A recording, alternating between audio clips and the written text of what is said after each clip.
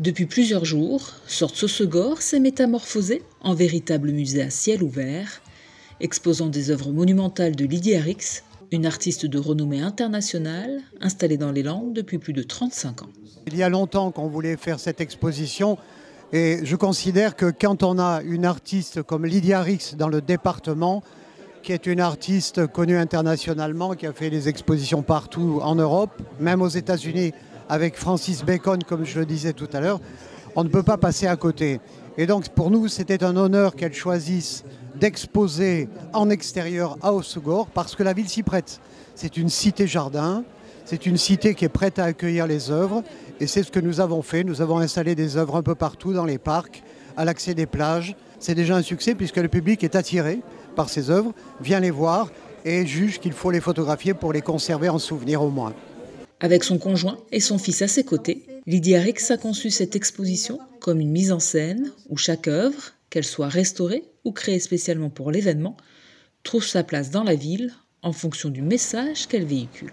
C'était un petit peu le défi, c'était de ne pas faire une exposition de sculpture qui n'ait pas de sens réel, mais qui est vraiment un discours. C'est-à-dire qu'aussi il y a un scénario par rapport à l'emplacement, par rapport à ce que j'ai pu vivre dans mon enfance, parce que je voyais les plongeurs sauter. Le Grand Loup qui est au parc Rosny, c'est pareil, c'est pour illustrer le monde de l'enfance. Il y a une histoire qui se tisse de sculpture en sculpture, d'endroit en endroit. Et c'est un petit peu comme un parcours de joie aussi, il y a une forme de joie et de découverte.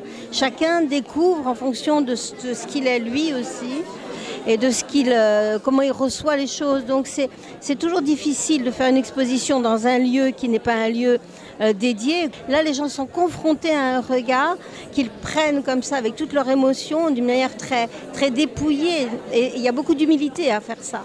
Parce qu'on sait qu'on ne peut pas... que tout le monde ne peut pas le ressentir la même chose et qu'il y a effectivement des réactions un petit peu brutales. Mais c'est le jeu, il faut l'accepter comme ça. Au contraire, c'est le début de l'initiation à ce que l'art rentre dans la ville et c'est magnifique. Ça, c'est très important pour nous, on travaille beaucoup là-dessus. Lydie Arix a bénéficié d'une carte blanche pour cette exposition, laissant libre cours à sa créativité. Toutefois, parmi l'ensemble des œuvres présentées, seule la sirène est destinée à rester en place, inscrivant durablement son empreinte artistique dans le paysage urbain d'Hossegor. Il n'y a eu aucune exigence de notre part. La seule commande que l'on a faite, c'est la sirène qui se trouve devant la mairie, qui est une forme de symbole de notre ville.